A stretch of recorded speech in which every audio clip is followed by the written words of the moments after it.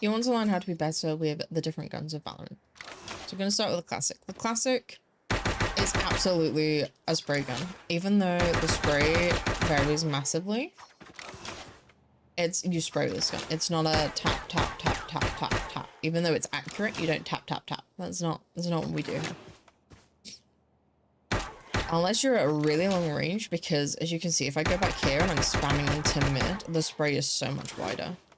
So when you're at long range, you tap with it because it is still mostly accurate. When you're close, spamming is absolutely fine. The spray really does not make a difference. I guess I can do a little bit on the shorty. Shorty is literally just close range. Like if you look at it, long range with the spray, that's not hitting shit. Close range. With the frenzy, a frenzy is the cheapest run and gun you can have. So the frenzy, you always want to be running and gunning with it, and you just need to learn the spray control. You just need to learn the spray control. It needs to be a lot closer than you would be with, say, a Spectre or a Stinger. You can absolutely just run and gun it. It's not as inaccurate as a lot of other guns when you're running and gunning with it. At range, you want to tap it. If you're playing at range, you kind of just want to tap it as you would a classic. But close enough, you can just... So say I decided to run all the way down mid, and then I came in here. That's how you use a frenzy. Ghost. A common misconception of a ghost is that because it's got a really quick balance out, you just spam it. However, I would say that the Ghost is probably a bit more closer to a Phantom than, say, a Classic. So you do want to be just tapping this, because it is pretty accurate. Running and gunning is a no with a Ghost. It is way too slow to do run and gunning. You can run and gun, but it's not, you know, the best way of playing it. If you're close, you can absolutely spam it. Like if you're running out into, again, we're going into mid tree. You can absolutely spam it while you're running around the corner, but you can only spam it at close range. Otherwise, you're at long range, which is where the Ghost shines, is at that medium range. It's just a tap. The Sheriff. Obviously the Sheriff, you do not spam the Sheriff. It kind of goes a little bit everywhere. You tap. The Sheriff is opportune at this sort of range. So this is when it starts to go into 145. So if you're playing a Sheriff in mid, you absolutely need to be prepared for that second tap. The way that I typically try and use the Sheriff is by ducking in and out of cover.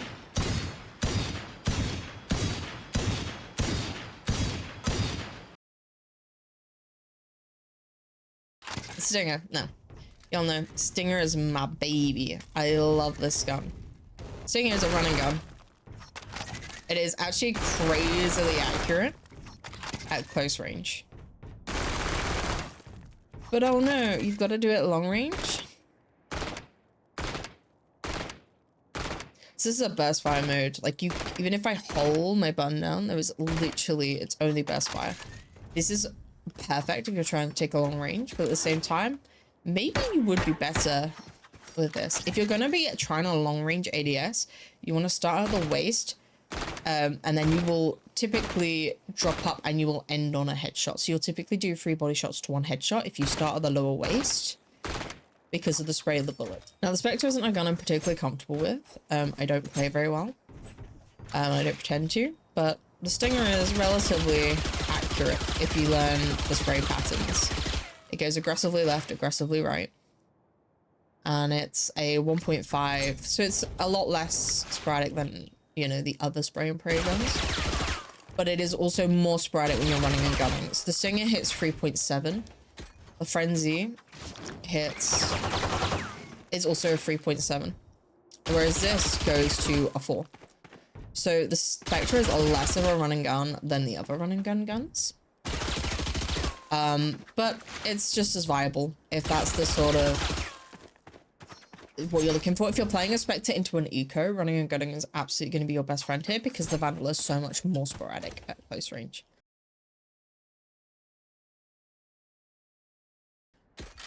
Bucky, I'm not going to pretend to know much about shotguns. One thing that a lot of people seem to forget with Buckies is that you can play Buckies long range. Not like you can't just like shoot down fucking aim with it. I mean, you could do just get some damage off, but you shouldn't. If you're close range, it's a left click. But if you right click at close range, you'll see that it doesn't do anything, right? And you get further away. Like this. Look at how concentrated that all is. It does less damage at this range, but you will be hitting more bullets. Judge is a bit more of a longer range one. So you see how when I'm moving, I've got this really angry big circle. That's just spray. If you don't have this on, you won't know what I'm talking about. If you crouch, you have a smaller spray box. So you want to crouch when you're using your shotguns. It's a smaller spray. Then, you know, so if I do uncrouched, crouched, it's a much smaller spray pan. You're more likely to unload your entire mag into somebody if you're thingy. Another thing to remember with the judge that's fully automatic.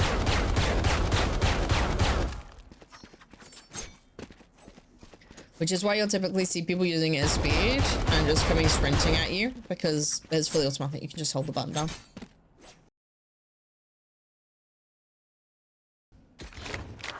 Bulldog. I love bulldogs. I've become very fond of the bulldog recently. I was not a fan when I first started using the bulldog, but it has grown on me immensely.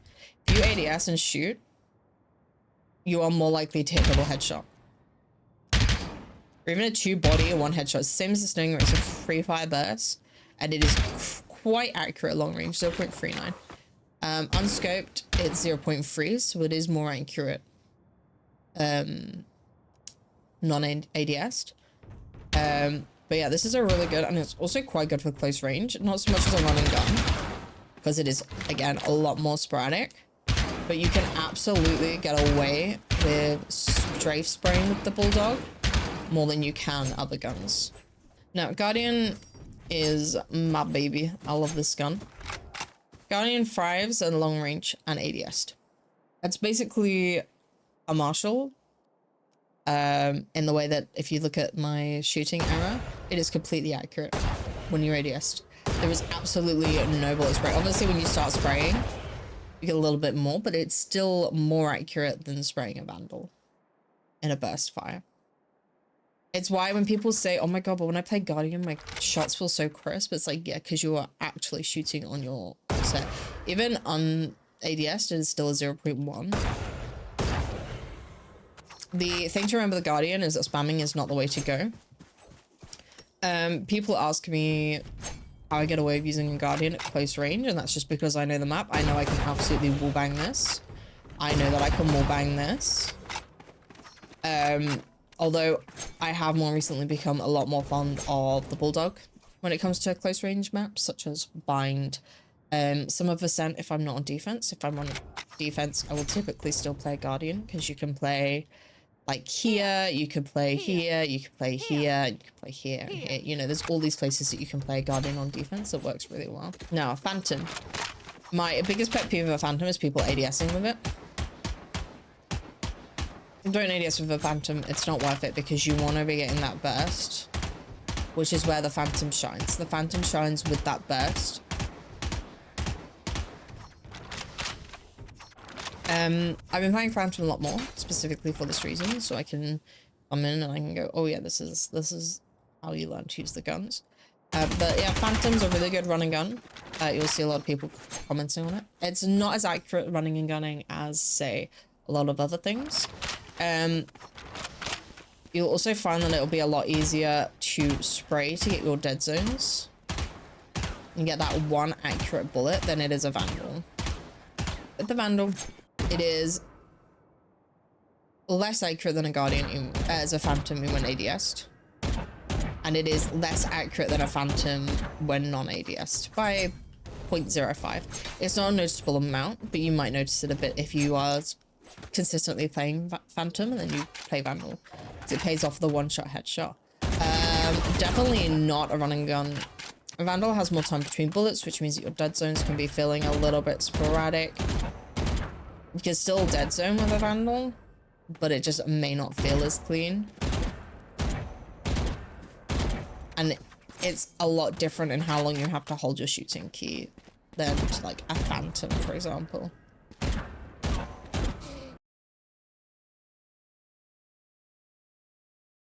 Marshall. Marshall is one of the snipers that you can actually use unscoped. So when you scope, a Marshall's accuracy is 0. Unscoped, it's 1. But it is still mostly accurate, especially at close range. So if you're like running onto site and you're like, oh, something's right in front of me, you can use a Marshall like a shotgun. It's kind of like the triple take on Apex Legends, if anybody plays Apex Legends. Because it's not gonna spray wildly away from your crosshair. The Outlaw. I know you can get 2 shots off really consistently, really clean, really concise, and they are fully accurate. It'll always be accurate. However, I personally do a little pop pop. Just because, like, the amount of times I've got 1 shot off and then I've been innocently shot in the head, the alternative is obviously just aim the head high. The Outlaw is not so accurate when unscoped. It is far more inaccurate than a Marshall. So an Outlaw is definitely not the sort of gun you want to be taking. Oh, and if you run it's an 18 degree, yeah. That's definitely not the gun you want to be taking at close range. Operator, you just hold an angle. You want to hold it sliver pixel, and then you shoot as soon as you see a sliver change. You want a quick swap here. So you will take a shot with the operator, then you'll quick switch to get into a better position. And it gets rid of the really, really long recover animation. So Ares got a nerf. I've not played Ares since the nerf. I'm not going to pretend to know a lot about the Ares. Ares was my first love in this game. I got silver exclusively using Ares. The spray on the Ares, if you have the recoil control, it really is not that bad. There's a lot of upwards kick, but once you control the upwards kick, you're fine. It really is not anything to, you know, write about. Does ADSing make a difference?